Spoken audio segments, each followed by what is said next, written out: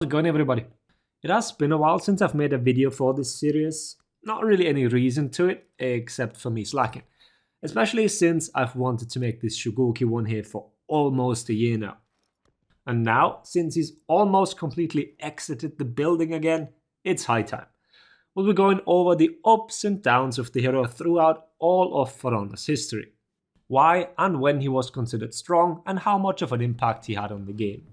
I've done videos like this on Nobushi, Lawbringer and Raider already, so if you're interested in those, I'll link them down in the description. And what I'm trying is to use clips from the appropriate era, so to speak.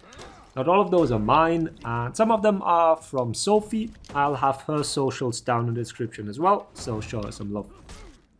As many might be unaware of this, but release SHUGOKI was an absolute monster. But not in a good way, more like an abomination. If I was asked by somebody who I'd think was the strongest ever released version of a hero, then I think one could make a serious case for release SHUGOKI. Oni charge was that strong. It wasn't the one-shot hog when critical or anything like that. It was this dumbass sprinting into somebody's face for a heavy. This should also serve as a reminder for people that want the old For Honor back, because this was only the tip of the iceberg, but let me break it down for you. Oni Charge had a knockdown property to it, with a hitbox the size of a bus. I don't think we have any frame data from back in the day, but suffice it to say, it was unreactable, unlike most of the offense at that point in time. You had to dodge on prediction, which opened you up for a guard break. Attacking into a SHUGOKI sprinting around in front of you also opened you up for a guard break since he had passive super armor, and if timed correctly, the SHUGOKI got a free guard break. In-chain guard break vulnerability was not standardized in early For Honor, so some windows most likely were quite generous. So for that singular season, SHUGOKI was kind of the undisputed champion in duels and brawls. There wasn't much Dominion being played, but I'm sure he would have been just fine. Or maybe the extra damage after his armor was stripped might have fucked him up in bigger team fights. We'll never know. But yeah, moving on a few months, and what Goki had left was the passive super armor. The only charge shit that could remove. But that armor would eat any attack and or bash. Then for 5 seconds I think, the SHUGOKI took extra damage. The tactic back then was to guard break to remove the armor, and only then you could attack. The SHUGOKI obviously knew that and could immediately try and interrupt any attempt at offense. Or simply react to whatever you now had a few seconds to do. This made the hero extremely annoying to fight, especially since an attack into the armor would result in a guard break, like previously laid out. Combine this with the one-shot hog while critical, any successful guard break from either the armor or a parry could result in a wall splat and instant death. So even though he lost his main offensive tool in Oni Charge, he still had the potential for an upset at any given moment really. But the days in the spotlight were definitely over. Eventually the passive armor got removed and no compensation was really given. Those were the true dark days of the hero. Then came the first rework that introduced the soft fend hug. Well, the hero had that move already, but the rework fleshed it out a little more, allowing it to happen from charged heavy, as well as changing the way the indicator of the embrace itself worked. This happened in early 2019. Remember, this was at a time before the CCU and bang in the middle of parry option select, which means that SHUGOKI was useless at the top level, yet an absolute noob stomper. This was the time period where the 80% hit rate came into play.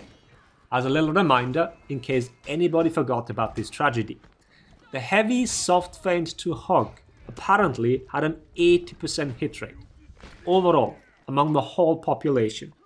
It was such an insane number, especially since this would almost never hit nor even be used at the top level. It was either bash selected or rolled away from. I made entire videos covering rolling away from the soft feint in relation to hitstun. So there was this massive divide in the community. Some cursing SHUGOKI for how impossible he is to fight, because apparently every unblockable indicator absolutely has to be parried. And then the people that just look at him with regret.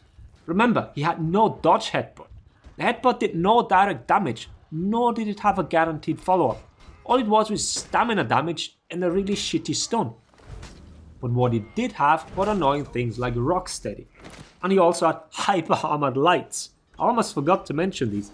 Shugoki's singular light spam. How could I forget that? And with the CCU in 2020, he also benefited from the overall frame advantage standardization. Nearly everything he did left him frame advantaged, including those hyper armor lights. Well, they traded, but for all intents and purposes, you were plus on those. But all that wasn't nearly enough. He was the poster boy of how a character shouldn't be. Weak at the top and strong against the bottom. And with that, we move into the next rework. The first TG in December of 2020, and then the second iteration in April 2021. The first iteration was a failure, pretty much removing the armor from the soft feint, not giving him a roll catch, and so on. So basically, even worse against all the option selects now. So then, April version finally did it. But it also created yet another divide in the community, one you can hear till this day. Ubisoft removed the soft feint from heavy to hug, and now all of a sudden, everyone wants it back. There were even claims that Shugoki got nerfed. Lots of smart people in this community. But suffice it to say, this was Shugoki's time to shine again.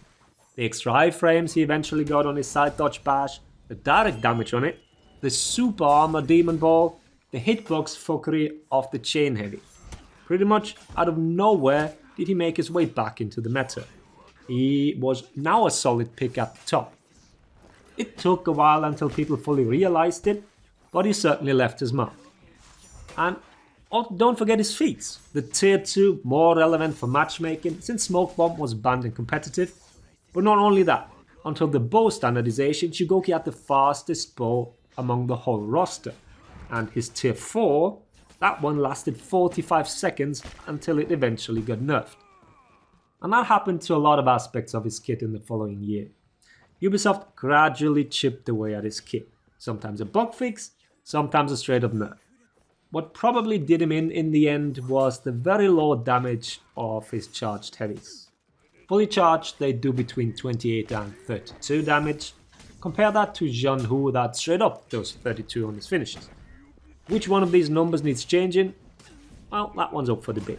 But there's no denying that Shugoki is on his way out again. You barely see him in matchmaking anymore, and in comp, he's relegated to later comps, if even that. We do have a few players that love the hero, so that might be the main reason why we still see him. Good indication are also the amount of complaints about a hero on Reddit or YouTube comments. There's barely any hate for Shugoki anymore. Nobody really cares about him anymore. But feel free to share your experience with the hero over the last few years. Do you remember most of it? Or maybe you've even heard some of it for the first time in this video. I hope this journey into the past was an enjoyable one. Thanks for watching. Laters everybody.